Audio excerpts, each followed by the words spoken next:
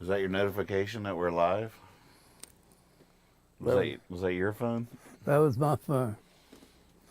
I assume it was a text. But it's not. So I don't know what it was. Ah.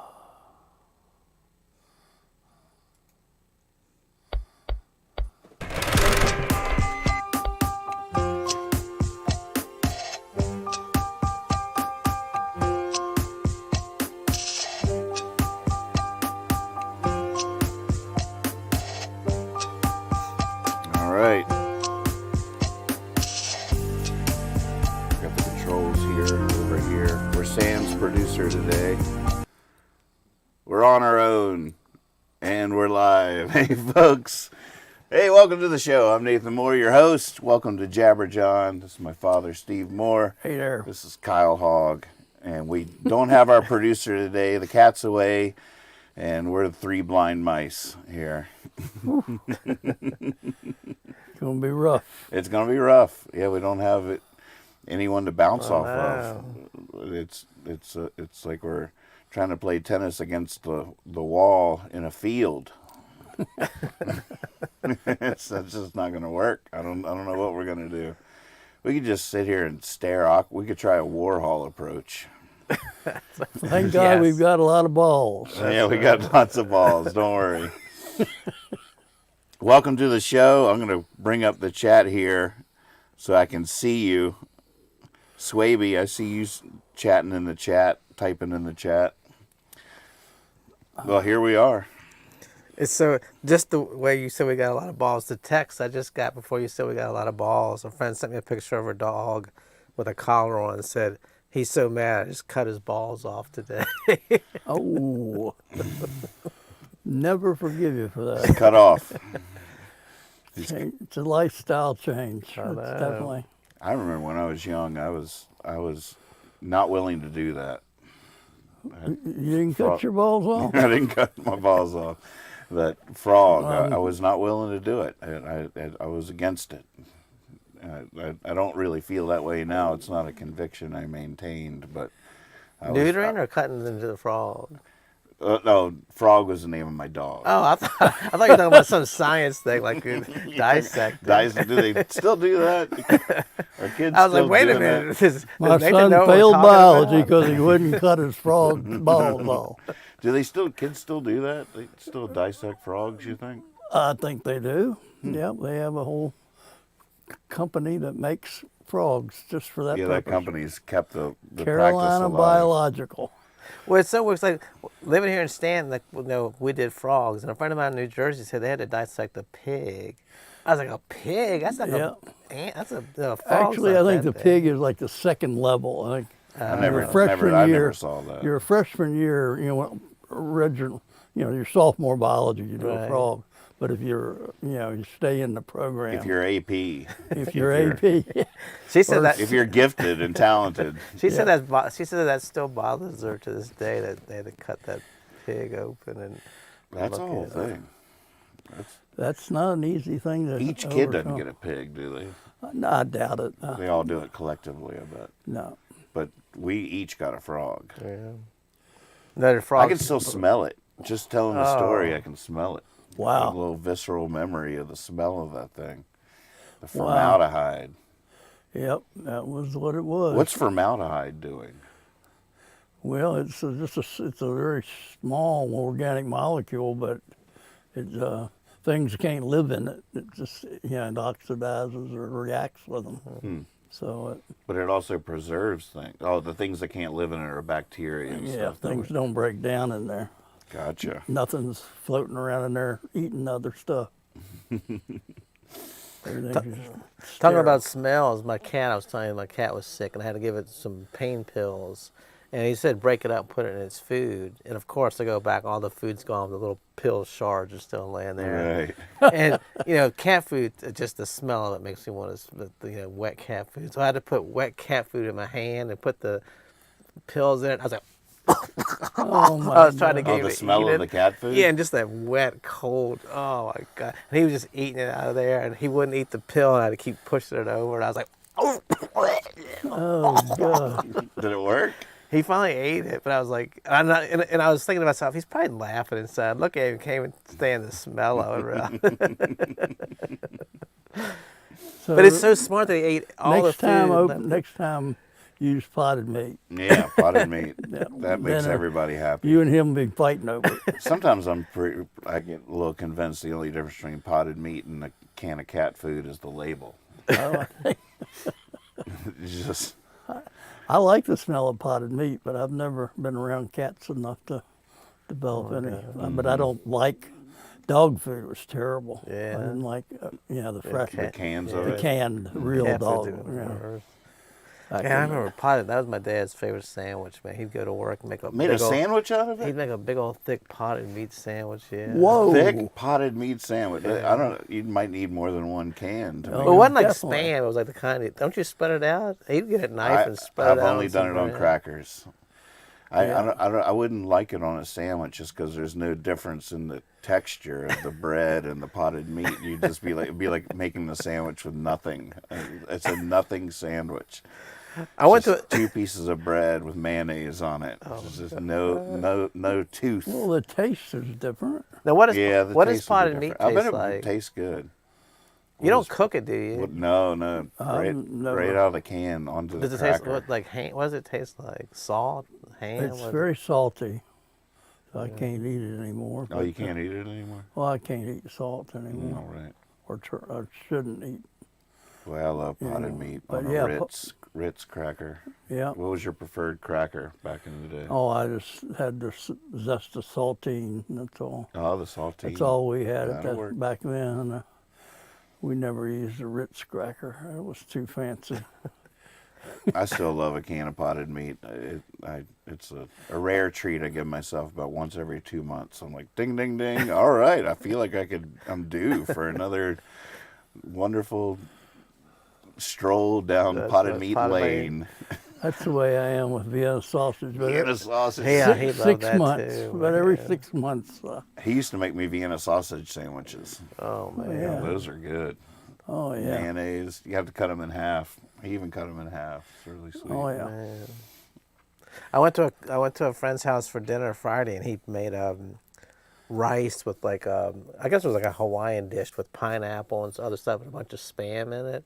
And I haven't had spam in forever. Oh man, that stuff was good. The way it was sort of crispy. You cook He it. fried it up. Yeah, it was so chopped I've up in little never had pieces. hardly I've never really ever done eaten spam either. We have some in the fallout shelter there, but I have a can. I keep thinking of it. But they say you fry it up, it's pretty some good. mustard yeah, on it. that's I'm what not I sure heard. I've ever had it. Well, we should remedy that. Yeah, I've got a can at home. Maybe next Thursday I'll make us a little spam spread. Little table sitting. Wait, spam. Well, supposedly there's what like is- what's that- 27 flavors. 27 Or flavors? 26 or something like that. I'm not into that. If there was 27 flavors of potted meat, it wouldn't have worked. It's It's just one flavor. that's a little please. much. Yeah, just one flavor. Yeah, that's something they probably tried to roll out and failed. Now, if you go to the grocery store, where is the potted meat? Where is that? What section? is that? Sardines. Oh, like It's actually tuna canned and stuff. canned meats is a Right, section in the right. grocery Yeah, store. it's over there. They got your tuna fish, your sardines, your potted meat. It's a great little section of the store. What's this? Oh God, now I can't think of the word of it. Like when you go camping, that stuff you hash. What's that stuff? Corned beef hash. You like that? Oh yeah, I do like that. Yeah, put I some like eggs that, on too. that. Yeah. yeah. Fry that up with eggs. And, I don't even. Now I want that. I wonder. Oh, I guess it would be you need like a corned beef brisket to make that from scratch. I don't even know what's in it. That's what I was thinking. Like I don't even know if there's some things in a can. I don't even know if it could be It's not even like a bad version of something that's usually really delicious. Sometimes it's the version. You don't even know how to make it. But I think dicing up corned beef with tiny potatoes would probably be pretty delicious. There is some kind of sauce going on in there or something. Yeah, we used to go camp and put a bunch of corned beef hash and some eggs in there. Oh, That my is God, good. That is real good. On some toast. Let's go camping just to have that. right, we're done eating. Let's pack this shit up and go home. It's like the road trip rules. Yeah. Like there's a rule that when you're on a road trip, now you can eat all the junk food, candy, chips, and fast food that you want. Right. It's a whole reason to leave the house. Whole reason to go on a road trip just to swing into McDonald's, guilt free. Like all bets are off. The rules are changed. You're on the road. You're on the move. It's that momentum gives you the strength.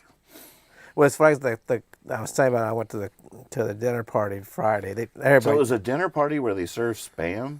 Well, he also made like a big pork thing. You know, I think it was supposed to be like Hawaiian themed. He played Hawaiian music. Apparently, I was going to say this, but I didn't have the knowledge to back it up. Yeah. But Spam is huge in Hawaii. Yeah. That's the thing. But I didn't know what to take, so I just went. There's like a cheese factory out in Storage Draft. A cheese factory? Well, it's like some cheese, but it's like a grocery store. They just sell bulk stuff. But they had like all this old candy, like root beer barrel candy and Smarties, and like all this candy you don't really see anymore.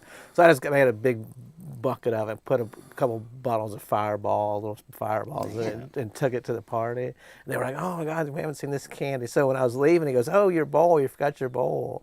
And I was out near my car, but I could see in through his window. And he picked up the bowl. He looked. He just dumped all the candy on his table, and then brought the bowl back out. They'd be like, "Oh hell no, I'm keeping this all candy." He knows what he's doing. It's not his first rodeo. That candy sounds good too. Getting a little hungry with this show. Welcome to the show, Ben. Good to see you. Beans, welcome. CDM. Canned chicken for chicken salad is coming from the chat. There's actually, are you judging the chicken salad competition? No, I'm not a judge. Not a judge. That's coming up though, right? Saturday. It's this Saturday? Yeah. I guess it's too late to apply. Oh, yeah. Huh? That's if you're I not. feel like I could have won that. If you're not busy Saturday, go down to Ciders from Mars, the WQSV. Right here in Stanton, Virginia, sponsored by the local radios. Is it a benefit for the radio? Mm-hmm. And it's a chicken salad competition. I think I could win that. I make a curry chicken salad that is to die for, with raisins, maybe some apples.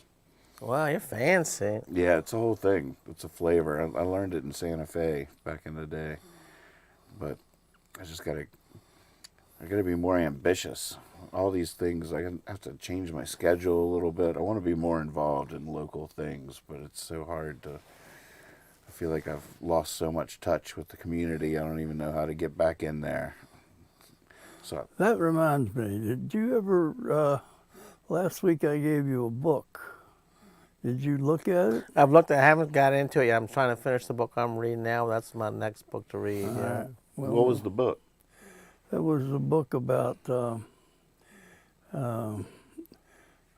brain, but it was the specific thing that we were talking about, which reminded me of where I wanted to go with that, is the music and dementia, and how going to one of the things I think you should do in your elder years is develop going to the nursing homes and playing music. I was talking about, my age group is the old people now. So if you go to play oldies at a nursing home, you're going to be playing Crosby, Stills, Nash and Young. That's a good point. The oldies, just in the last 20 years, has changed. It's changed. Because before, you'd have to be doing Dean Martin or Frank Sinatra, right, or something, exactly. which I could do. But it was still, I'd have to prepare for it. But now you're saying it's right up. It's the just same the stuff song, I already know. Stuff that you stole from me when you were a kid. Right. It's your record collection. But it's stuff. But the whole idea was that in terms of dementia, as we lose things and things don't come back, one of the last things we lose is our ability to understand, to appreciate, to hear, to even play music. You got people that can't hardly do anything else, can still sit down at the piano, and all of it just takes over and they can play unbelievably. So it's not just the playing though, but the music. Of course, music we all know. We remember songs from our past that associate with different emotions, a loved one or whatever, whatever that experience was. We remember. So a lot of us are identify with the songs of our high school years or our college years because we were emotionally charged and fallen in love and all that kind of stuff. So what I was thinking is good. I've got a couple friends whose name I'll mention publicly would be Gene Blackmer and Fritz Horsk. And Fritz, both of those gentlemen for years have been going to different nursing homes and elder care for places and playing music for them. And they just get in there and they'll be there. They know they're coming and everybody goes in and listens. And, you know, everybody takes something away, but people look forward to it. And you reach people that way that you don't reach any other way. And it's really a good therapy is what it is. So that's where I was trying to head us at some point by giving you that book. Because it talks about who is Oliver Sacks. Oliver very well describes the brain in terms of how it remembers. And if you remember the movie Awakenings, do you remember that? Not Robin Williams, right? Yeah, it's worth going back and checking out. That was a different scenario, but it's about the brain. And all of his books are about different parts of how our brains work and how important things are. But that's where I was going with it. There's some great videos on YouTube of people that are suffering from dementia being exposed to music and just the way they return to certain memories and know every word to the song and everything it's like a remarkable transformation. You can witness it in their spirit. It's like somebody you just don't think is there at all, and all of a sudden their faces light up and they look 20 years, 50 years younger. They're living that experience through the music. And it's another reason that music is such a miraculous thing, you know. I probably am better at that now than I ever would have been. Definitely have done all those things in the past, playing at old people's homes and doing kids shows and stuff like that. And it was always, I always felt like it didn't quite suit me, but maybe I'm entering a new phase of things where. I think that could be true. But it's if you're looking to give back to the community, I think it's a gift. It's just a quiet gift that you can take in. But as any gift is, when it's appreciated, you get something back from it. No, Mr. Blackmer, is he a guitar player? I never. He taught me the first song I ever knew. I never knew he was a musician. He's a folk singer. He was good at just singing the oldies but goodies. So he enjoys.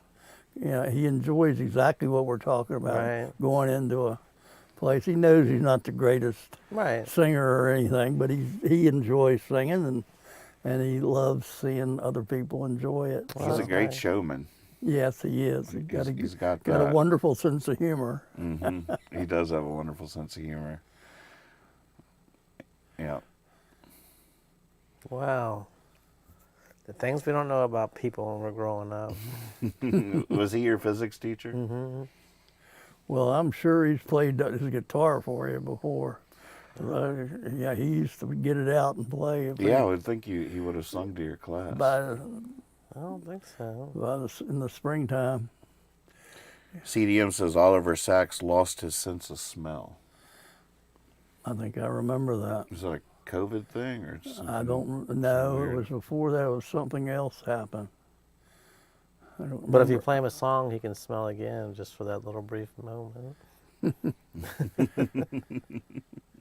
I can smell potted meat. Well, it's just we take in things from our senses. Like I'm dealing with not being able to see, and I'm blind in this eye, and you just realize that I could easily wake up one day and not be able to see again. Mm-hmm. And what would that do? And the first thing is that would be the end of the world. But no, it doesn't have to be. You just have to. I'd have to change my appreciation of what I was getting out of the world. Mm-hmm. In other words, But you since would.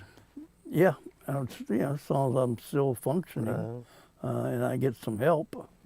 I wouldn't be very good without any help, but with help, I could still do a lot of things. And since the smell is so often, vision and hearing get all the credit, but smell and touch are very important. Mm-hmm. Gosh, smells so for food and stuff. I guess for all kinds of things, smell is way more important. Yeah, than that's you what would I've read somewhere, that when you lose your sense of smell, your sense of taste just You can't taste diminishes so anything. much. Well, too. and that's always been true for me.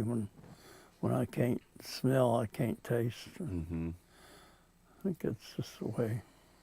I think I told y'all the story when I went blind for like 2 months, didn't I? I mean, In 2 months? yeah, and how the world totally changes. It's just, I mean, you just forget how, just to move freely around a room, Exactly. you just then you realize if you can't see, to move somewhere is like a challenge, and like you just don't know what dangers are lurking there for you. So what happened?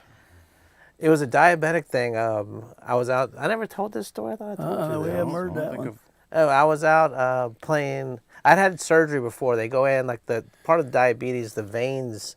You always hear diabetics go blind and stuff. The veins get like sort of weak, and they just start growing, sprouting out where they're not supposed to.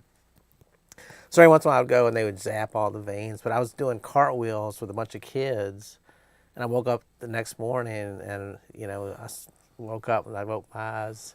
And I was never good at getting up. I told my wife, I said, I can't go to work, I can't see. She's like, get the ass out of bed. I'm like, no, I really can't see. She's like, Carl, go, I gotta get ready for work. I'm not telling any more lies. I'm like, no, I can't see.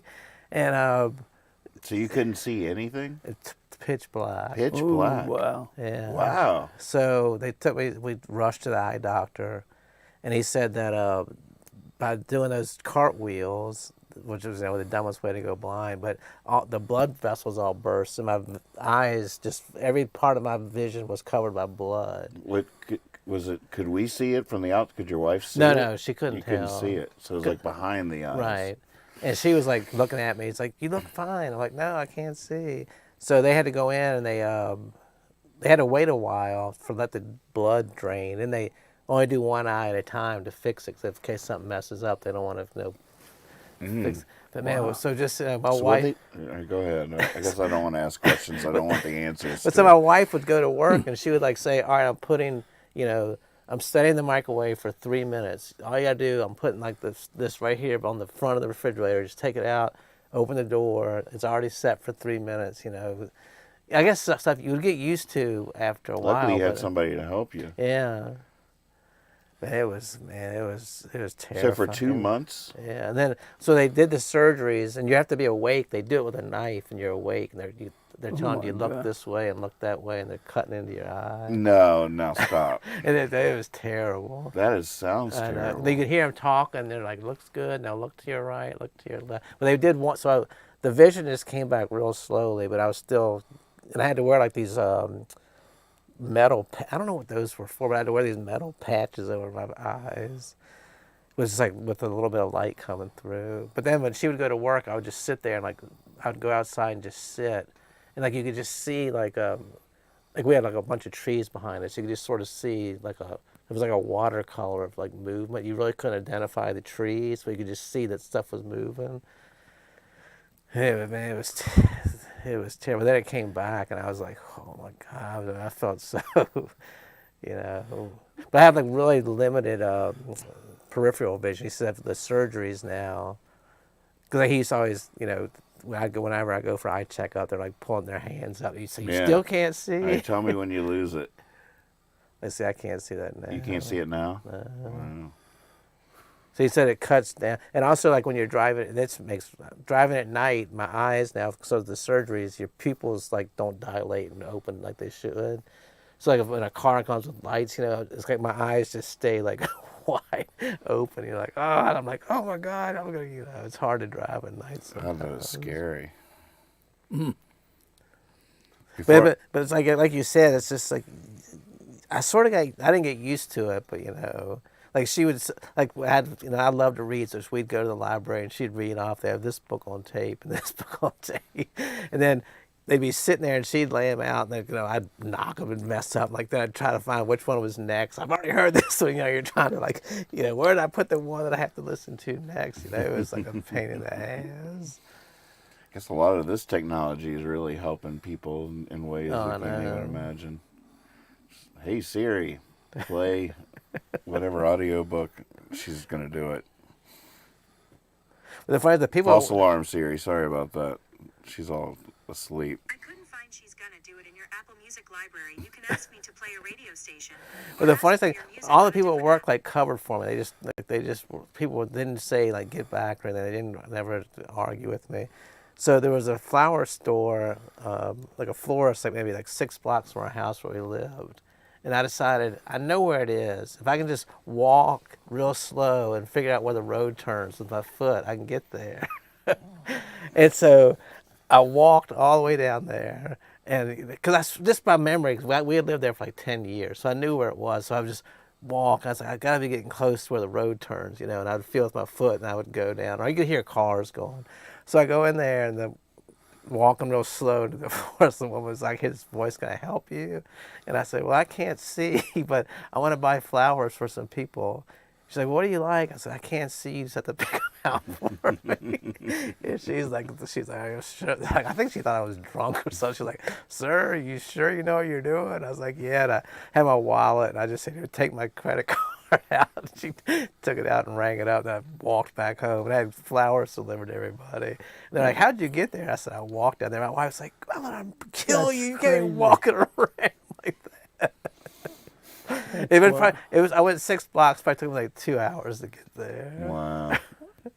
But you get bored just sitting there. Like, you just sit and sit and sit. You can't watch TV. Like my brother-in-laws would come over and we'd watch football, and they would just like, they felt, they just wanted to help me out. They would sit on the sofa, just like, now he's dropping back, he's throwing it, telling me about the games and stuff. Wow. Mm.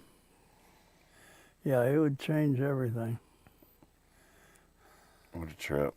Before I forget, Michelle says, I have 2 sweet anecdotes for you sometimes, Steve, regarding the music dementia conversation. She's got some stories to share. Well, tell her I'm glad she's out there and I miss seeing her. Or, You just did. I'm glad you're out there and I miss seeing you. Come by and visit, please. So you sent a text earlier this week about us potentially discussing what makes something funny. What was the inspiration for that text? Well, I was just sitting there thinking that, somebody said something on the television and I laughed, and I started thinking about my sense of humor. And I was thinking about that phrase is very interesting, sense of humor. Talking about senses. Yeah, exactly. It's a good segue. the sense of humor, and then I started thinking that I think I have a good sense of humor. Mm-hmm. But And you do. well, I think I ought to rephrase that and just say I have a weird form sense of humor. Mm. I have a sense of humor. That's one thing, but it's a little weird. Right. Now, in my evaluation of things and yours, thankfully, it's good. Right. But for someone else who doesn't get my humor, who doesn't see why I think it's funny, then it's not a good sense of humor. It's just a weird sense of humor. Right. And so when I find people laughing at stuff I don't think is funny. Mm-hmm. And then I started thinking about, what do I think is funny? And then here's one. I was thinking about slapstick comedy, and I was thinking about people, falling, banana, the old banana. Oh, banana. I never thought that was funny. You never thought that was funny? I never thought that was funny in context, because I always thought of someone being hurt. Right. And so my first thought was, that's somebody getting hurt.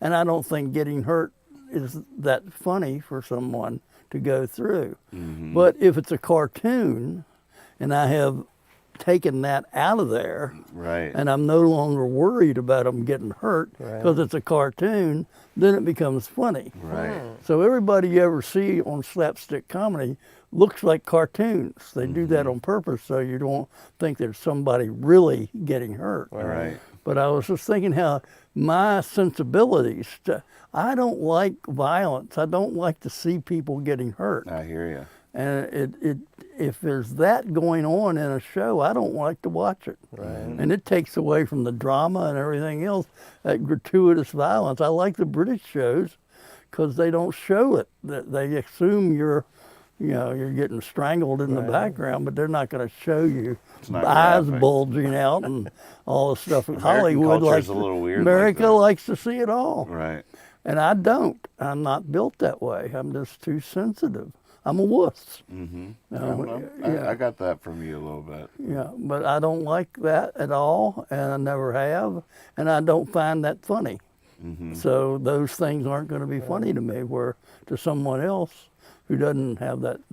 So that's a weakness that keeps me from thinking that's funny.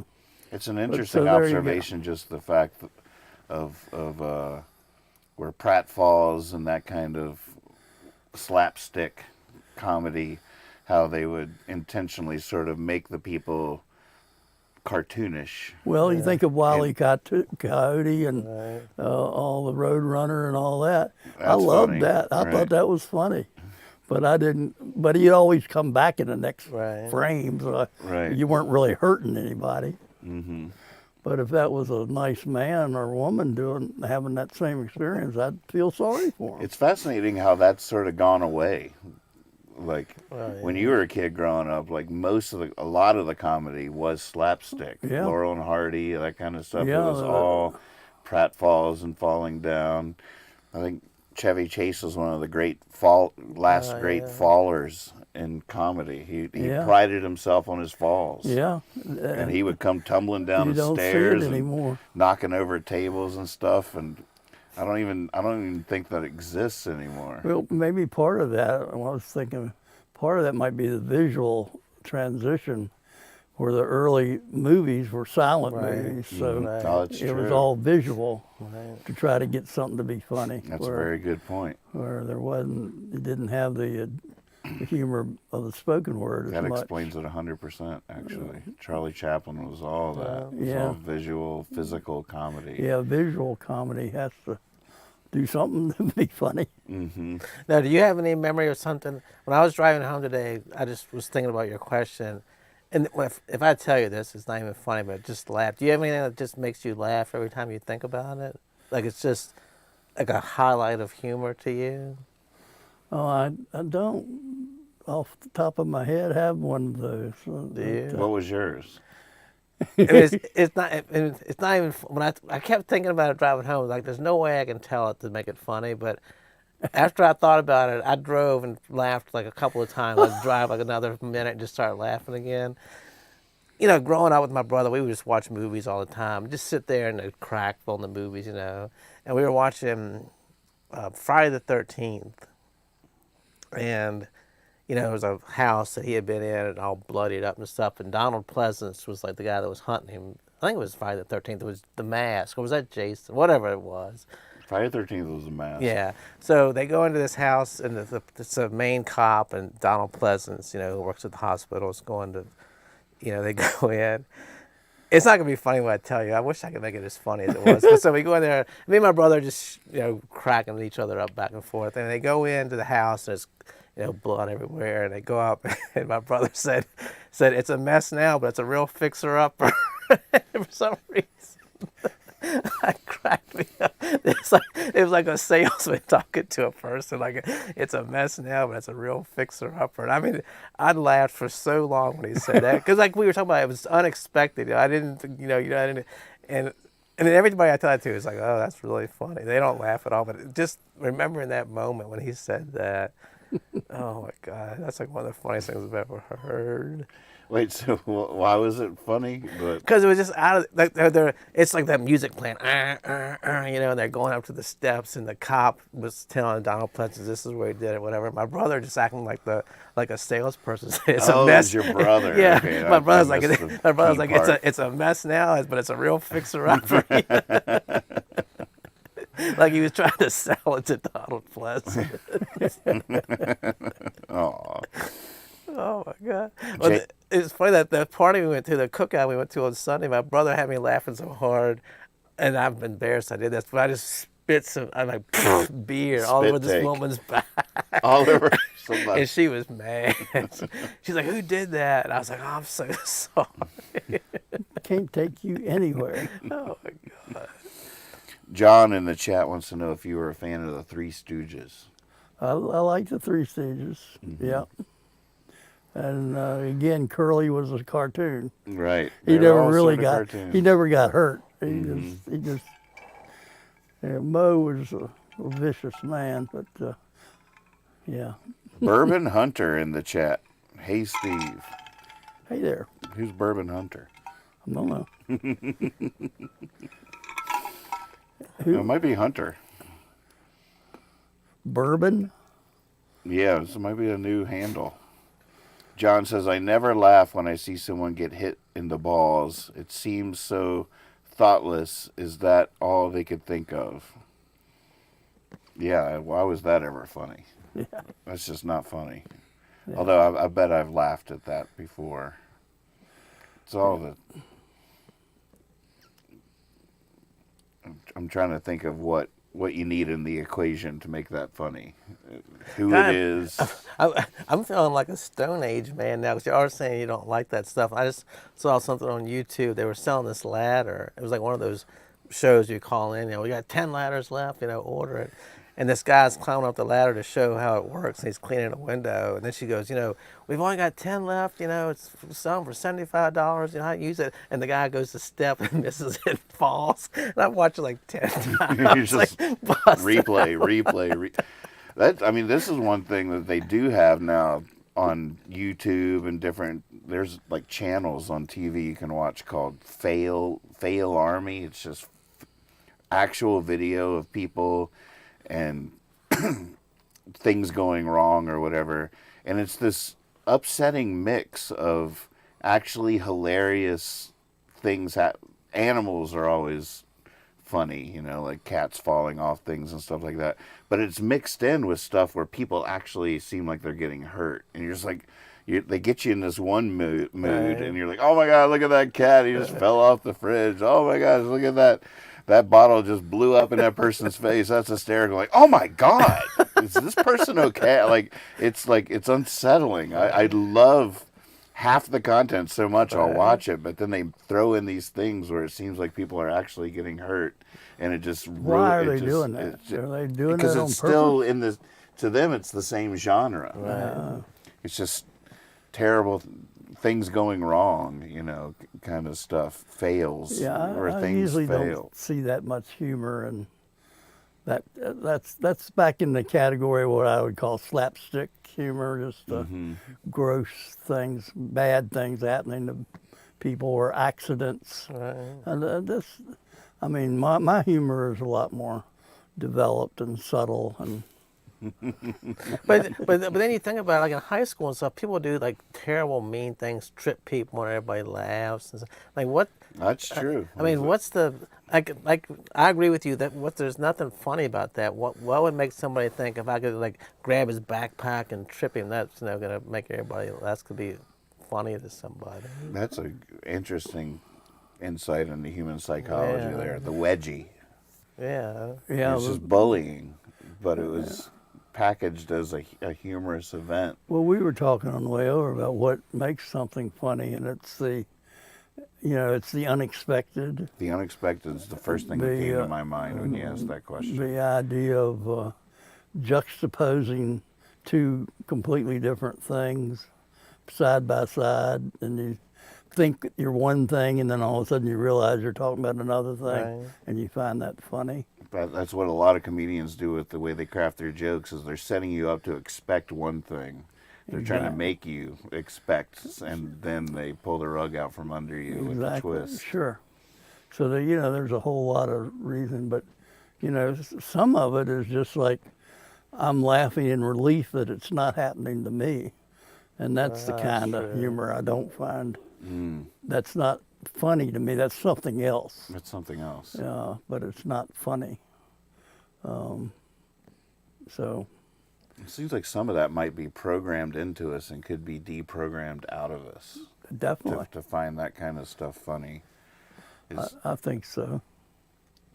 Even getting kicked in the nuts or whatever is possibly you learn to laugh at that as a child, Right. because the people around you laugh at it, and it just sort of. But if the first time you ever saw that, everyone around you was appropriately horrified, as they should be, Right. then maybe you'd always have a different cringe Right. reaction to that. It's Yeah. interesting how much of our sense of humor might be programmed into us by what your father's laughing at or something. Exactly. What was the show you used to watch on a regular basis when I was living out there that would get you laughing every day? Do you remember what was it? Would it have been the Daily Show? Wouldn't have been that, would it? There would have been that. Yeah, Yeah. I used to love that. There was something you watched every day with, like clockwork, and we'd hear you laughing up there. Three's Company. I don't know what it was. Or maybe that was just his laugh time. All right. It's 6:30. I'm going to go laugh for a half hour. I'll be back. Maybe you weren't watching anything. Well, sometimes I'll watch, like, I'll be flipping channels with nothing on. I'll just pick like some new ABC comedy I've never seen. And after 10 minutes, you're like, this is so poorly written and so unfunny. It's like, I'm sitting there like, who watches this? Mm-hmm. I mean, it's not even remotely funny, not even remotely well written or anything. It's just like, I mean, people's sense of humor must be just so. Well, I'll tell you a funny show was MASH. MASH was a funny show. And that's because Alan Alda and some of those people, they were funny people. Mm-hmm. And it's called timing. It's like any good comedian. It's a sense of timing and setting you up and knowing when to drop the bomb. But people like Alan Alda were really good at that.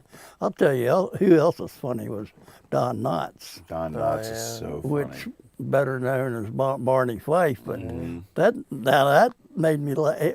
Barney would walk on the screen and I'd start laughing, because I knew it was coming, and he would never let you down. He was just, Some of his movies were amazing too. The Ghost and Miss. Oh no, was that the Ghost? Was he the one with the Ghost Missing? Yeah. Yeah. He had a little resurrection as like a movie star for a Yeah. hot second in the 80s or late 70s. Or Well, it's I funny because remember that. he was on Three's Company too. He was like the. Oh, right. Yeah, it's all that's the Yeah, he time. was the landlord. oh my gosh. Everything ties back. It's like 7 ways to get to Three's Company. Now, yeah. Now, what comedians do you, when you think back, were really funny? Well, for one you? more thing about Don Knotts, sort of something I miss. It'll come around again, but he was sort of tied back to that bridge between silent movies, silent humor, into what we have now, where a lot of it was visual. His facial expressions, Right. Yep. he'd just walk into the room and it's just funny. His movements, face, everything, facial yeah. Now, expression. a modern day version of that, Kramer on Seinfeld has a little bit of that. Yeah. Just visual, just look at him. He's so funny. True. Just funny looking. Yeah, and he didn't have to say anything when he was how he said it a lot of times. Right, exactly. Yeah, that's very true. Barney still But gets that's me to this again, day. that's another show that had great comedians. Jerry Seinfeld understood humor, and they could set you up, and they were really good. So that's another show that I would put up there with the great comedies. Yeah. It's definitely up there. I just started watching it again That's one thing that's cool about getting older is you can, if enough time passes, you can watch an entire series again. It's like you're watching it for the first time. Yeah. I'm watching Seinfeld again. I don't remember any of it. There's some of the classics, Right. Soup Nazi and stuff like that. Like, oh yeah, but a lot of the episodes, I was like, I don't remember this at all. But a great ensemble cast is such an amazing achievement. Yeah. I mean, you take any of the great shows, MASH, Seinfeld, Andy Griffith, everyone is perfect for the part. It's like some kind of kismet just that comes together. And you take George out of Seinfeld or you put in a different actor in the same role, completely change the whole dynamic. True. And the energy and the chemistry, the comedic chemistry, the way they play off each other. Now, when Andy Griffith came out, how were you? Were you like old enough to know what was going on? Yeah. Like, Yeah, that was when I was, like 10, 11, 12. Now, do you remember any other shows that were around that didn't make it? That were like, what was the competition like? Do you have any memory of that? For a situation comedy, a sitcom? Well, there was Danny Thomas was funny. He had a show. Was that Father Red Knows Skelton Best? was funny. Did he have a show? Well, he had an hour variety show, Right. No. and he'd have three He different. just like hosted it? He would be the host, and Huh. and he'd be three different people on the show before it was over, and he'd do skits. He'd come out and do an opening monologue, and Right. then he'd have guests, and then he'd have skits that were. I should know him better. That's one, I know the name so well, but I don't. I guess there's old ones out there. Well, that's just like that was like the Carol Burnett show. Harvey Korman, Carol Burnett, and Tim Conway. You couldn't have gotten three better They people. were so funny. It was like, and when they would get each other laughing, and like they couldn't, they were trying not to laugh and looking away and stuff. Tim Conway had it. Oh my God, he was Talk about great. hilarious. Bob Newhart had great Oh time. yeah. Bob Newhart. That was the second thing on my list in my brain when you're like, what makes something funny? And the first thing that came to mind was surprise. And the second thing was the rhythm, the timing. Right. Which is, it's just so fascinating, really. I don't even think I'm smart enough to talk about it in the way I'd like to be able to, just to really break it down, what makes something funny, and that timing. The timing is fascinating. Yeah. But someone that actually, a good friend of mine, Mark Friedman, who I always thought was a very funny person and who really takes comedy seriously, and I love that, texted me after he started watching my new afternoon news show, and the first text after he watched it was like, great timing in there, very funny. And I was like, Oh, that was just him saying that way meant Right. the world to me. Yeah. I really, that's cool. it was like a painter saying, "Oh, your stroke." Yeah. I see something in your stroke there. I was right. like, "Oh man." So, I love it. so you're about to bring up stand-up comedians? Is that? Yeah. Who would be your favorites or the best that you've seen? Looking back based on the criteria that we just established, what would you say is some of the best stand-up comedians out there? I've loved so many. It's almost like picking a favorite songwriter or something. It's right up there with. My love for comedy has been with me every step of the way. But Gallagher was one of the first ones. I got that from you. I can do almost entire Gallagher concerts. I'd like you to had see them on that. VHS. I'd like to see that again. I haven't seen him in a long time. Mm-hmm. These people are just coming through. Yeah, It's like a parade of them. Yeah, they're just walking through. Who were some of the ones? George Carlin. George Carlin. Well, wasn't Bob Newhart like a smash hit when like the first comedy album he put out? Like it was so deadpan, it was like different from everything people had heard before. Like supposedly his first comedy album sold like millions of albums of copies. Oh, it really did. Because Yeah. he just had that smooth, like you said, it was almost all time. And just no. Yeah, how he pulled that Yeah, off just, is you pretty know. amazing. Yeah. Deadpan Yeah. timing is so funny. Well, the classic of that would be Jack Benny. Oh yeah. Oh yeah. See, I don't know Jack Benny. See, he that is well. before Bob Newhart. He was back when I was really young. But, He was deadpan. oh yeah. Oh, Now, he how was, about Bob Hope? Are you a fan of his? Oh, Bob Hope had good writers. He had funny jokes. He told, but telling a joke is going back to the timing. Right, But he was a funny man. right, And he had good timing because he started on radio. right. So you could. There's no Well, physical the cues Jack or Benny anything. show was on radio first. Mm-hmm. Yeah, and it just had deadpan voice, and he'd do this thing, but you could just visualize it because you were probably listening on the radio. But Mm-hmm. yeah, Jack Benny was. These are people that when you talk about timing, Right. Bob Newhart, Jack Benny, who else?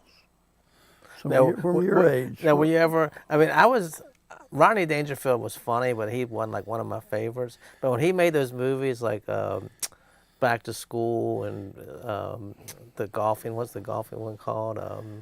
With Bill Murray. I know what you're talking about, but I Oh don't know the gosh, name what of is it. that? With the gopher that comes out. Caddyshack. I mean, those movies. So I mean, good. just watch. It's like the same thing you said with like Barney Fife, just the way he moved to come into the room and stuff. And when they had him in that Back to School, he has to quote some Dylan Thomas thing, like "Do not go gentle into the dark night" or whatever. And he said, "What does that mean to you?" And he goes, "That means I don't fear any fucking thing," or whatever he says. He's like, "I'm fired up." I love the like Rodney Dangerfield, like all the comedians that found a character. Oh yeah. It's just so fascinating to me. It's right up there with like Tom Waits didn't always sing like that. One day, if you listen to early Tom Waits, Right. he's like smooth throated. Right. And then one day he just stumbled on this character. Like, oh man, I got it now. And he was off and running once he found his character. Oh, And there's that's so many interesting. comedians that are like that. Oh yeah. And it's as an entertainer myself, it's always fascinating that you just never know. One day you might find a character that just has this thing. Right. Rodney Danger, I had no respect, or whatever his thing was, and then once he had it, that was his deal for the rest of his life. Yeah. Now, back when a friend of mine collects like old comedy albums, like Belle Barth and Rusty Warren. You remember those ladies that would be like A little bit. saloon type humor, like Yeah. up on stage somewhere in some Miami dive somewhere, live from the Golden Swan in Miami, Florida, Belle Barth, like just telling like not really That's dirty. contemporary. No, these are like old time Oh, people. Yeah. What name are you saying? I think her name was Belle Barth. Oh, Was Bill. I thought you were yeah. saying Bill. And Burr. one was Rusty Warren. But it wasn't really dirty. We like, look at you two out there, like, we could take her for a ride tonight. Everybody just busted out laughing. I mean, it's barely even funny. But it's like the funny part is, like you said, just they perfectly knew when to say something, even though it was barely even funny. They just set it up so well. And they would do that stuff, gosh, God, probably every night of their lives, just the endless tour of comedy things. Of course, then you've got some people that had several characters. And I was thinking when you were saying it, we hadn't talked about any women comedians, but Lily Tomlin. Oh, yeah. She was amazing. Yeah.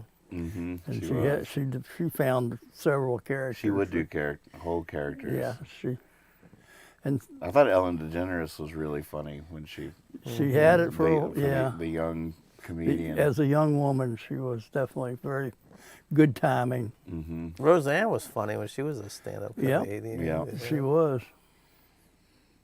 Yeah. I don't think getting old helps anybody's sense of humor. That's a good point. Are there any comedians whose the older version of themselves was more famous? Than Jack Benny probably would Uh-huh. be in that category. It seems like more from the past. It was like old.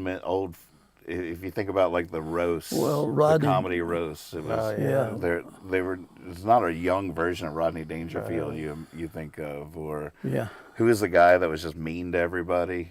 Don Rickles. Yeah. Yeah, like that crew, the comedians surrounding the Dean Martin like comedy roasts or whatever. You just think of them as being old Right. codgers. started like poking. Right. But it's like when I lived in Richmond, they had like a comedy club. You just go see somebody you never heard of. You're just bored, you paid $20 to get in.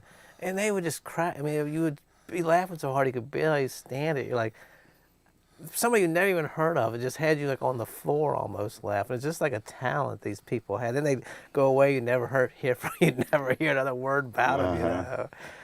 But I'm sure that's what they do. They just tour these towns, trying to make a buck selling their CDs. They had a and guy stuff. on Jeopardy today, and he said his profession, he's a stand-up comedian. I'm thinking, wow, that's just amazing. Yeah. That's a hard thing to do. I Wait, think. what was it again?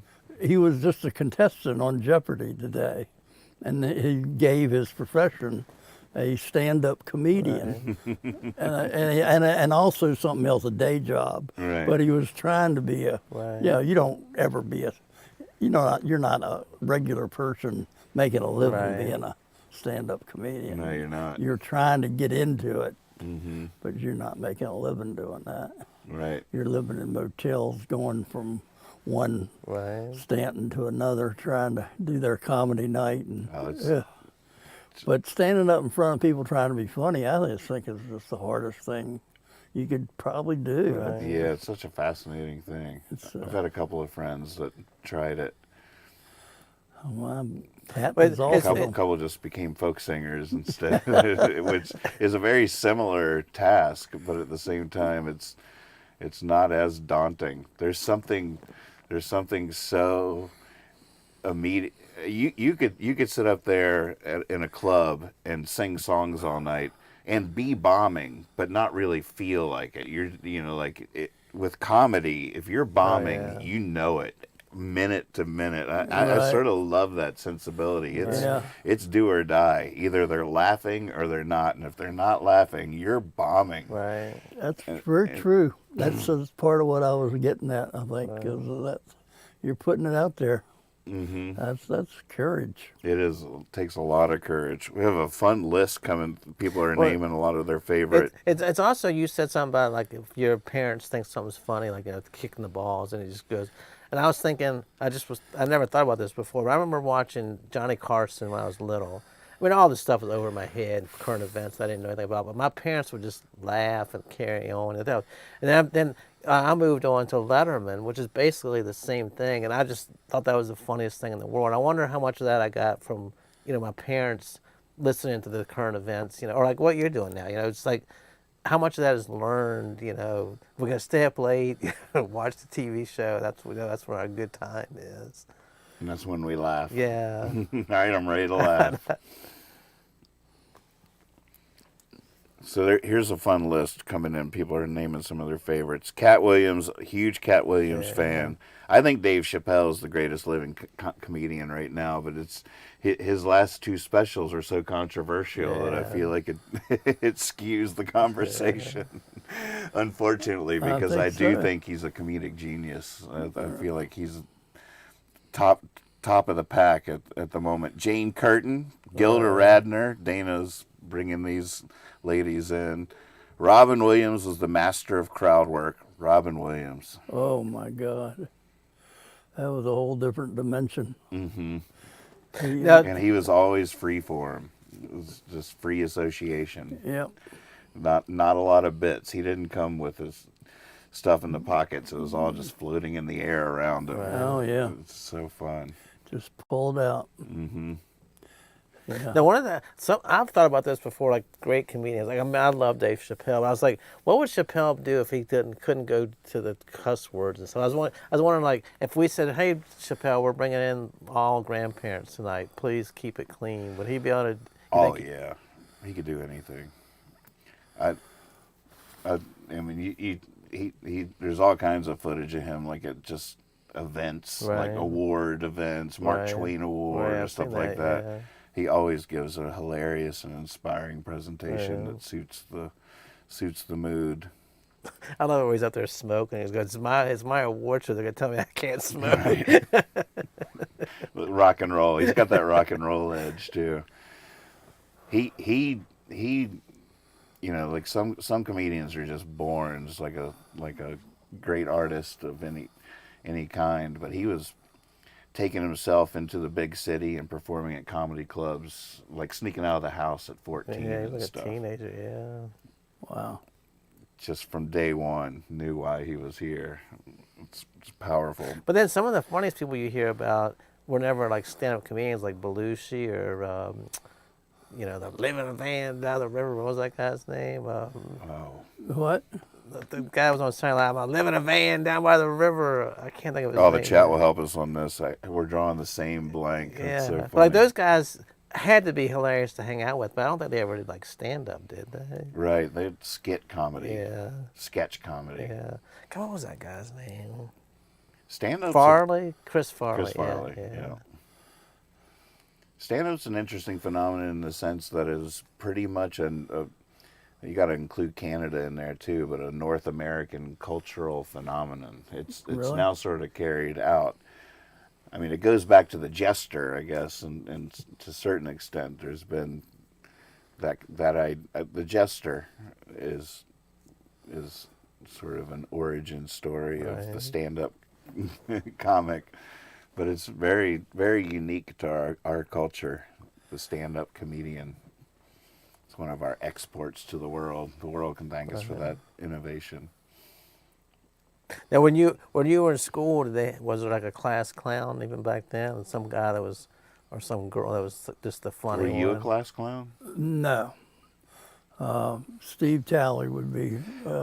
Your friends taught me a lot about comedy. I tell you what, the Belugas growing up, you guys would crack each other up so consistently. Steve Talley's a funny man. And he's a funny man. A lot of your friends are funny, though.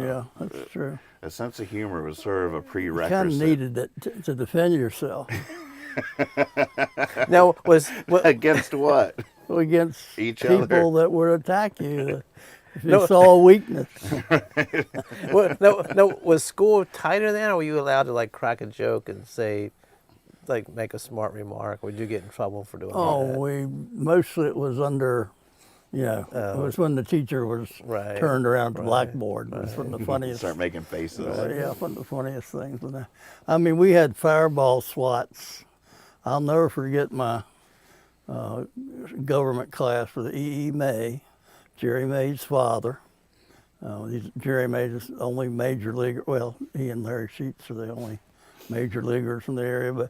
But E.E. May was a very old man. He should have been retired, but he liked what he was doing, and he would read from the book and things like that. But he would just turn around for a second, and Steve Talley was in the front row over there, and I was over here, and then Fireball was in the back. And they would have these interchangers across the entire room. And Mr. May wouldn't know what was going on, and there'd just be the peeper. And that doesn't sound funny, but he's laughing. And then another peeper,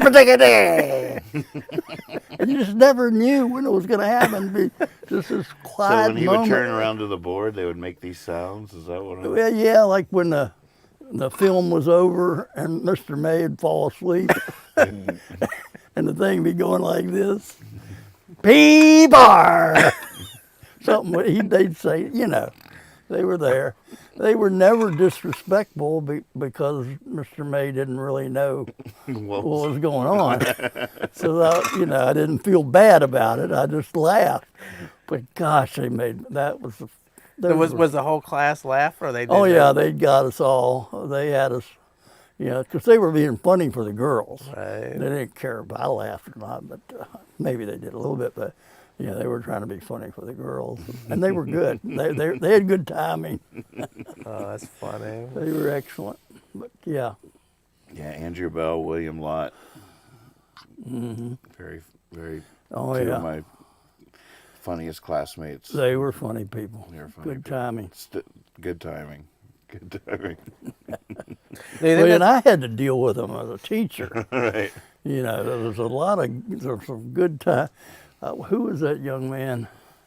He's an old guy now. He's Joe's friend. Can't think of his name right now, but he would come out there. Maybe he's a friend of yours, Aaron somebody.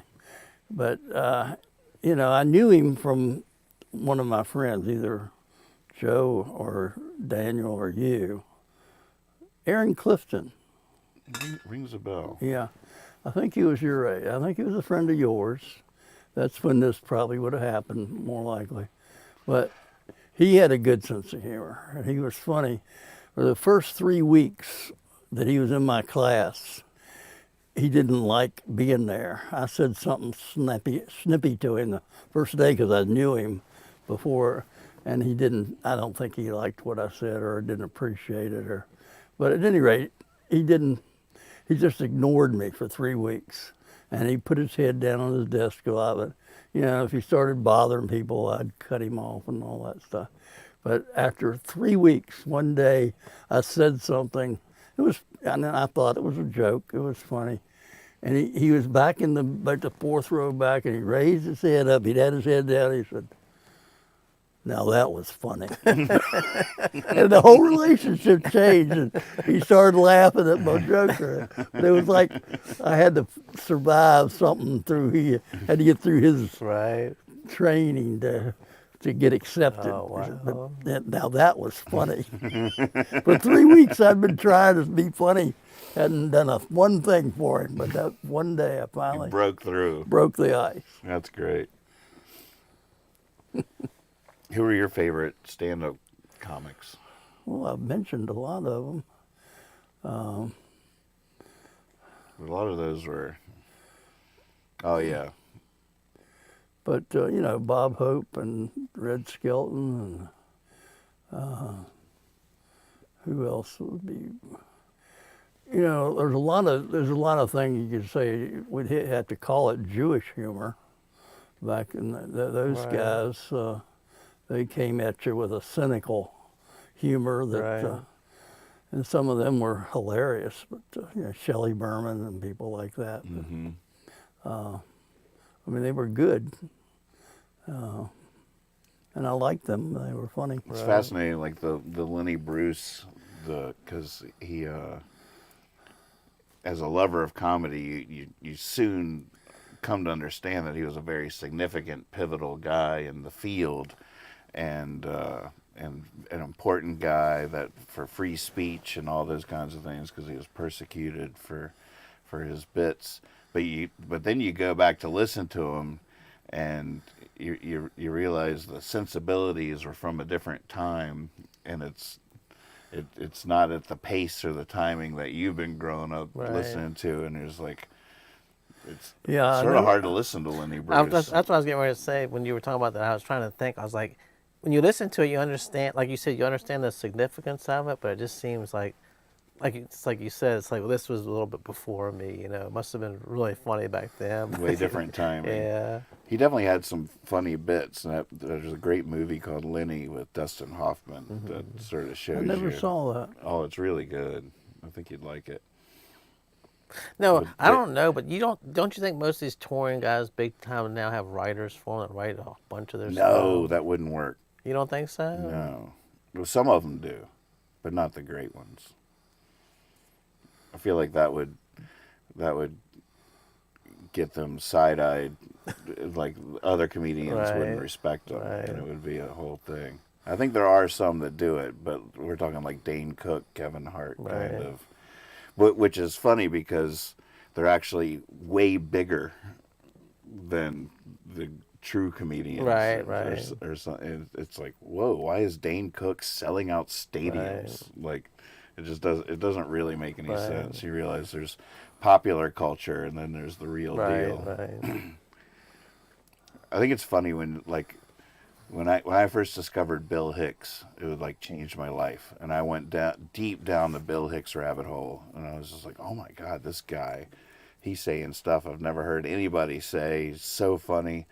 And then I would share him with people that couldn't stand him. And it was so funny how everything changed in that moment. You're sharing your favorite comedian with someone who doesn't think they're funny. And not it makes you wonder about them, it makes you wonder about yourself, makes you wonder, and suddenly you're like, why did I ever find this funny? Well, it was, Right. like it's interesting the context of where something's funny and Goes sharing right it with back other. to our original, what makes it funny. Mhm. You can change. And you start seeing. I feel like I shared Bill Hicks with you, and I was Oh, all you excited to did. share it with you. Way and, too and, much, by And the you way. were, yeah, and you were just like, I can't stand this. Like, he's angry. I don't like the anger. I don't like the. There's just so much that was rubbing you wrong about him, and I'm just like sitting there starting to squirm in my seat. Yeah, I like, thought there was a lot of funny things going on. I didn't think he was bad, but I did think he was just too dark. dark. Yeah, He is dark. that's exactly the word. I don't go to comedy for darkness. Right. I want to be lightened up. I want to be lighter. But yeah, and he was complaining about real things. Mm-hmm. Yeah, he was actually trying to change the world. Oh yeah, he was Right. very. Right. It's Yeah. interesting when you go from Lenny Bruce, Bill Hicks, Dave Chappelle, all people that have George Carlin. George Carlin. Right. I mean, it's a political thing at some point. Right. Right. He got political. And there's right. Yeah, it's one thing to be funny, but it's another to try to change the world, because then when you do that, you're making enemies. Right. Yeah, you're saying something's wrong. Well, you're talking about some people that have been doing it that way, and so you're attacking them.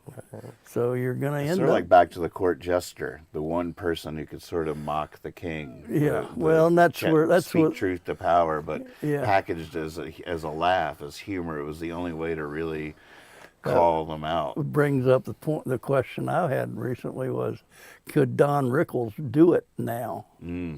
Because we are so sensitive to yeah. everything that I don't think we let Don Rickles get off the ground now. Right. There's probably. I mean, there could be a new incarnation of a similar spirit. Yeah, I mean, or I'm whatever. sure there are people trying to do it now, but you don't see many of them on television. Yeah, I saw a clip of him somewhere, not in the last 10 years, and he got up at some awards ceremony. He was making fun of De Niro and people, and it was laughter, but more like sort of uncomfortable, like, we understand what you're doing, but this is really not, Yeah. the thing to do anymore. He was definitely poking uncomfortable things, Yeah. which is Yeah, and it, there's just places you can't go anymore. People are too sensitive to think it can ever be funny to be talking like that. right. But he pulled it off. Mm-hmm. Well, that's the thing. I mean, he had a gift. So, Yeah. someone just trying to, I'm just trying to be like Don Rickles. Well, you're not Rickles. You can't. But also, Rickles had a bunch of really popular friends, Sinatra and Martin and all of them. He got probably a lot of shows he probably wouldn't have got, if it wasn't. But I was also thinking that there's not he wasn't popular young. I don't think he got to be able to do that till you got a little older. Right. It's just, so I don't know. Mm-hmm. Seems to be like a little bit of a lull. I mean, comedy definitely has been on the forefront of what you're talking about with the different, with cancel culture and all these different cultural shifts that are going on. It's been a lot of comedians at the forefront saying, like, this is a big threat to what we do, because a lot of what we do is just saying the first thing that comes to our mind, and a lot of times the first thing that comes to our mind is not okay.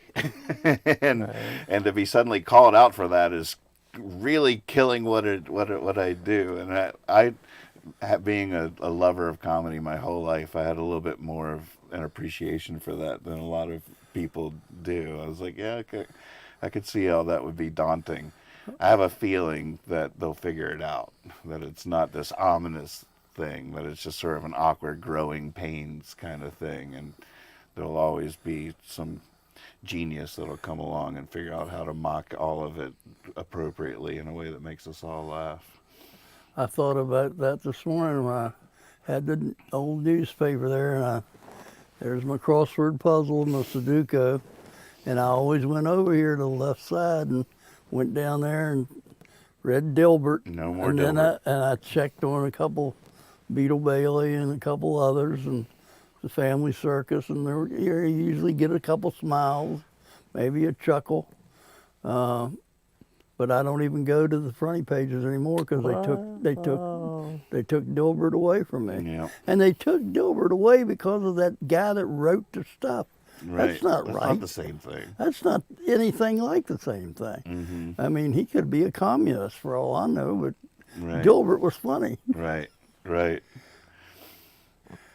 But that's, again, it's a different time. We're living in a different time.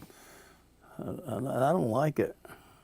Yeah, that's very true. Back in the old days, you could be funny and people didn't know what the hell you did. You know, snap, the show's over. You wandering around, rapists, killing people. Nobody knew anything about it. Right. Now, you know, he says some crazy shit on the thing, and his whole career is done. Right. Right. Yeah, it's crazy. Mm-hmm. Now, have you seen that guy Theo Vaughn? Have you seen him on YouTube? Mm-mm. Like a comedian. He cracks. He's like a guy. He'll just start telling stories. You know, just. I mean, I think he's one of the funniest guys that I've seen lately. He was actually on. Remember that MTV show Road Rules? Like where they put him in a van, he ride around. Sort of. He was on one of those, but a lot of my friends are like, oh, I don't like him, but he cracks me up. What's all the the guy's time. name? Theo Vaughn. But he just seems like, I don't know. He probably has it planned, but he'll say, when I grew up, we had this kid that lived down the street named Nathan. Like it's almost like he's making up just like a story right in his, you know, his head, and he'll just tell some crazy story, you know.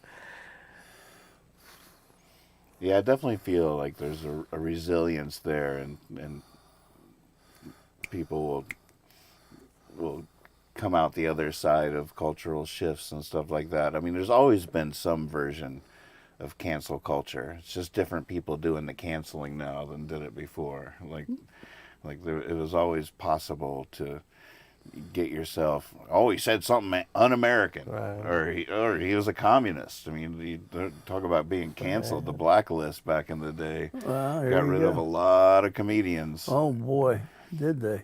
And so That's true. it's always been a minefield that you have to navigate if you're going to be engaging in some kind of popular culture. There's always going to be something that can take you out.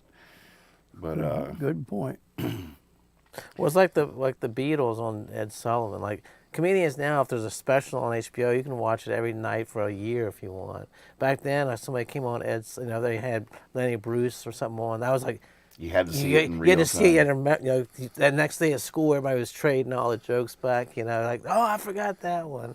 Nowadays, you just, you know, I missed it. Everybody's laughing. You just go home and watch it the next It used night. to be William Lott reenacting like what Saturday Night Live had done. Like if you missed it, he would reenact the whole thing. Or entire performances of Monty Python. I think the first time I saw Monty Python was William Lott in the cafeteria. I was like, I got to see this. Well, and that was a funny thing. Like even if you didn't see it, just like the awe and the jealousy that you didn't get to see it. Like it was Right. almost like, oh man, I gotta see. I would, you know, the show was on. They don't re-show, you know, but he's gonna be on, you know, in 6 months again. You know, you're just like, man, I hope they show that comedian again. Right. But your friend would be telling it, so all of a sudden your friend was the funniest guy in the class because he had seen the show and his parents let him stay up late to watch the show. Right. You all gather around them to see what you missed. I know. They would. Oh man. Those are some fun memories right there. Yeah. And some people can just memorize lines from movies and stuff, and they'll say something like at work. One guy will say something, and I'll like laugh, like, "What is that from? I know you stole that from somewhere." And he'll say, "Oh, it's from what?" Things that I just forgot about. He just remember. He's always got some line from a movie that's funny. That's like That's a a talent gift. too. Yeah. Yeah. Mm-hmm. Now, did y'all think about the other question we had? Places we've been. Or Oh, we I wanna forgot to go? think about that. Am I the only one that thought of it? You thought of it? What was our favorite listener that wrote that in? I think it was Carl. Did you think about it? I did. Yeah. Do you remember what you thought? My thought was the one place I've been that I thought was amazing was Costa Rica. Mm. It's the only place outside of North America I've been. But it was special in its own. ecology of it, and being able to walk up this road and seeing monkeys in the trees, real monkeys in real trees, and my whole life had been fake, Right. and that was really a cool thing. And then the place I'd like to go visit would be probably one I think on a lot of people's list would be the beauty from the Fellowship of the Rings of the island that I can't think of. Where is off that? the coast of Australia. New Zealand. New Zealand, yeah. Where Jane went. Right. But yeah, I've seen pictures of that terrain, and I like, that both of those places take the ecology of their area and preserve it in order to make that the destination. And I love that. I love that we're celebrating the environment instead of just destroying it to make some corn for, Right. to make some money. Right. They're trying to make money too, but they're doing it by preserving Right. what I They're like. celebrated. Yeah, so I think Environment. both of those places, well, not everybody can get away with that. They just happen to have Right. beautiful places. So, but they are using them well. So that was my thought about those places. Nice. And what did you have? Mine, I got all emotional thinking about it. I've never been a fan of the beach. I mean, I don't like heat. I don't like just sitting out in the sun. And when we were growing up, every year we'd go to Hatteras or Nag's Head or something. And my friends were like, we went here and there. I was like, oh my God, I just don't like coming down here. But then I realized the more as I grew up, like my wife's family, they had every year they went to the beach, same, Nag's Head, Hatteras, somewhere down there. So many friends that I hung out with, we always went to Hatteras stuff. And I realized for somebody that doesn't like to the beach, I've probably been there like 30 years in a row. And I've realized instead of being an old grouch, like I don't like the beach, I've had so much fun there with people that I really, truly love, my family and friends that mean like the world to me. I was thinking, it's so weird that I used to always be like, oh my God, we're going to the Nag's Head again. But then when I get there, it was almost like the beach just appeared and I was just, with my friends in this like little magical world. So I was thinking everybody goes to Nag's. It's not like everybody knows where Nag's Head and stuff is. So it just played a huge part in my life that, so many great memories are from there. Mm-hmm. And then the place I want to be, this was another, got all emotional thing about it.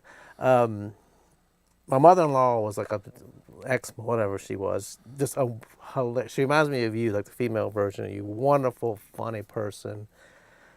I mean, you could never catch her off guard. She was always, whatever you try to throw at her, she had something to come back, And when she passed away, when she was passing away, she was in the hospital for a couple of weeks.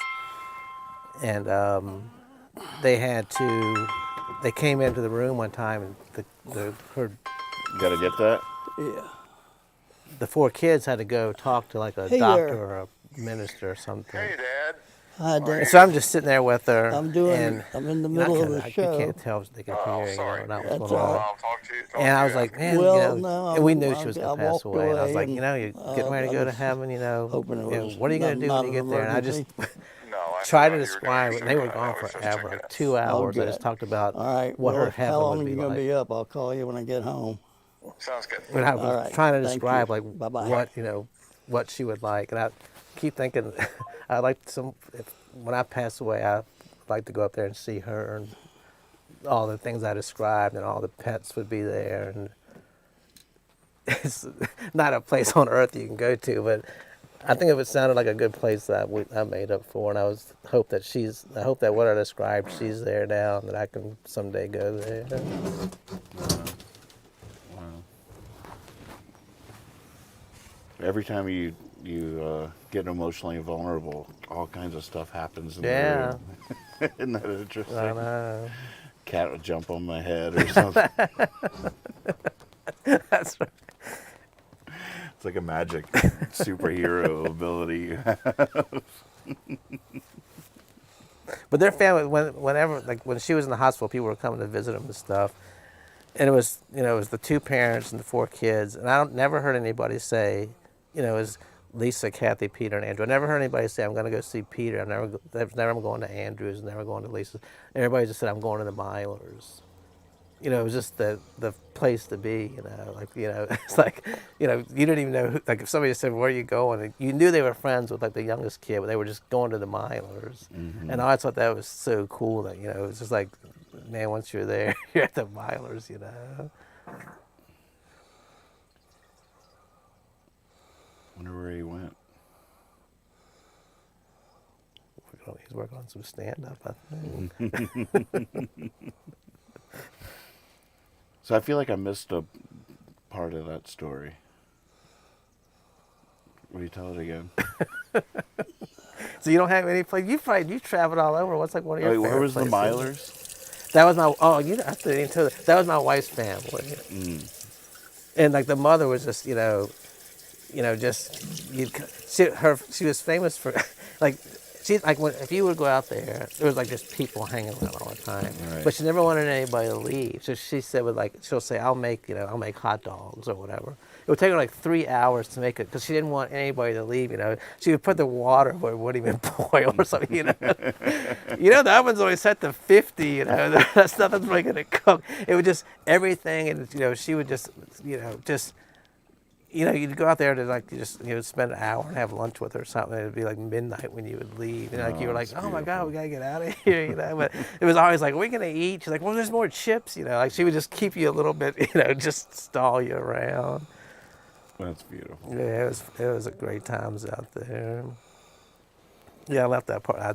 All of a sudden I brought the Milers in, without explaining who that was. Wow. We're all right. Everything's okay. Oh, good. Well, we're at the finish line here. So you don't have We you don't have we- any place you went to that you really stuck out with you Well, when you got that? I just forgot to really think about this question. I feel like there's so many different answers I could do. I guess the first thing that comes to mind when I think about where I've been is I like the fact that I've played music in 48, all the states you could drive to, and all Wow. 40. I like to say it is all 48 states. I've played music in all 48 states. Really? Mm-hmm. I And didn't know. Canada and Mexico, so everything I could drive to. Right. I think the thing I would probably place I'd like to go, but not really. But somewhere inside me, I am fascinated by all the rest of the world that you have to get to by plane, Right. flying over the ocean. Almost any of them would be interesting to me. No, you could drive to Alaska. Can you? Sure. Stuck on the end of Canada. Yeah, you have to. Yeah, you have to pass through immigration and everything to get back to the States. It feels a little excessive, but I'm not sure there's a part of the world I wouldn't be curious to see. Right. All the above, from the Great Wall of China to Jerusalem to Paris to Africa to China, Russia. Like, I want to go to Iran. Right. Even places that seem like they'd be less than hospitable. I'd still be intrigued to check it out. But I don't have that actual world wanderlust. I doubt I'll ever do anything like that. One of the things that's happening now, some of my friends are on Facebook are doing their traveling the world Mm-hmm. and sending back the pictures and things. And a lot of them coming back from Europe, in the older like Italian cities and Spanish cities, and the ones out of the way a little bit that still have that old world flavor. That, Mm-hmm. I think that's beautiful. I would like to do that.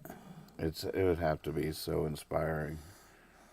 Each as a songwriter, each of those destinations is a completely different album that you would write. It's just like, which one do I want to make? I mean, any of those places we just named, you go there and have just a completely different inspiration from that. It's amazing. Well, I feel bad we didn't get to a bird. Oh God. I feel good too because the The time just flew by. We didn't even. We have time for a song. I reckon. Yeah, we got to have But a leaving song. I don't have Well, any funny songs. Let me just tell you, the bird Yeah, what was going to be the wren, Oh, the so wren. everybody can do their homework. Okay. And there are actually 3 different wrens that live around here, 3 different kinds. And we'll start off with them next week. But if Well, I you look have forward to any, that. I got some good footage on my computer of wrens that have lived around here. there you go. See if that you I have could- a week I could to have a multimedia display part of the Jabberjawn next week. go for it. We'll have our producer back. She can hit a little button and show some. Well, we could, you could do something about upcoming events, and now we have one. Yep. Because everything's spontaneous. I do like the having a like earlier on my news show today. I think we're going to be talking about comedy tonight. On like having a theme or an idea is sort of a fun thing. Because a lot of people love the wren, and so they can come up with their wren stories and wren questions. But wrens are wonderful birds. Got any wren songs? I don't know if I Got do. any comedy songs? I want to show you. I'll wait till next week. But Mom turned me on to this app that is remarkable. Bird. It's a bird app that it uses the microphone, and any bird song, it immediately brings up what that bird is, and it seems to be amazing. I want that It app. really seems remarkable. I need to get somebody to help me put that app on my phone. Yeah, you want this. Yeah, definitely.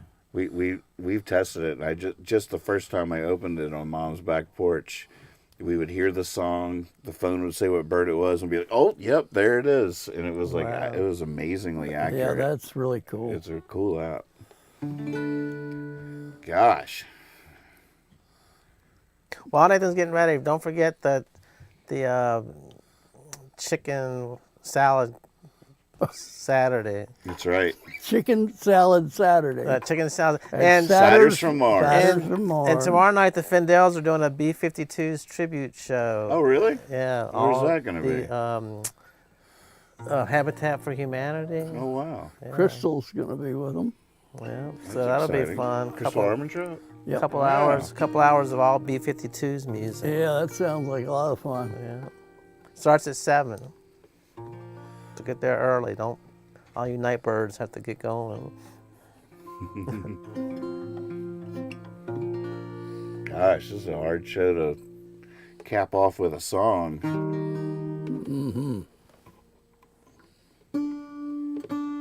Who did the song "I'm a Wanderer"?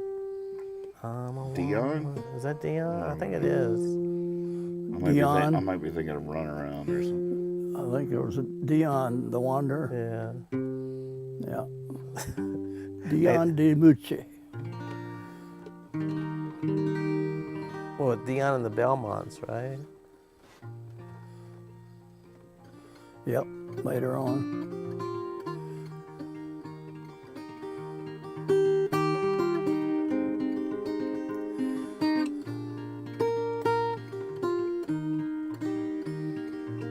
Oh, Dad, please don't mow the garden. I don't know where you put your teeth. Anyone got something we should be smoking? That's all we do around here these days. Dad and Dan say they're down there fishing. The worms are sitting here on the counter. I reckon they's really just down there wishing. That's all we do around here these days. Oh, Dad, please don't mow the garden. I don't know where you put your teeth. Anyone got something we should be smoking? That's all we do around here these days. Well, Dad just smoked a turkey. Dan just smoked his mandolin. Me, I'm smoking whatever you're smoking. I'm just glad it's not Bombay gin. Oh, Dad, please don't mow the garden. I don't know where you put your teeth. Anyone got something we should be smoking? That's all we do around here these days.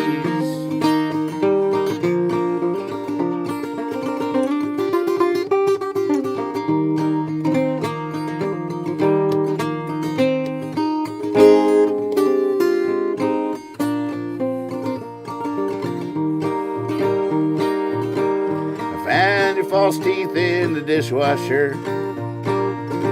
I found your loose lips on the floor.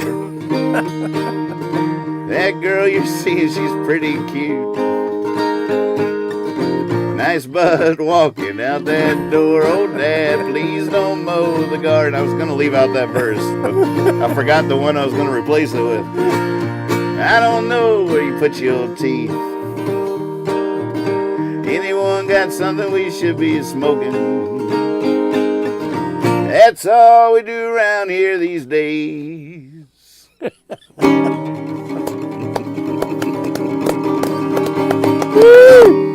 There was a couple more verses I forgot, which is too bad because I would have swapped out There that. were some funny moments there.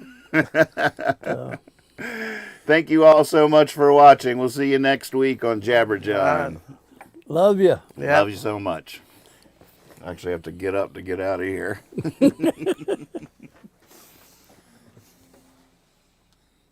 Oh, there's a lot of viewers out there. Thanks for watching, everybody.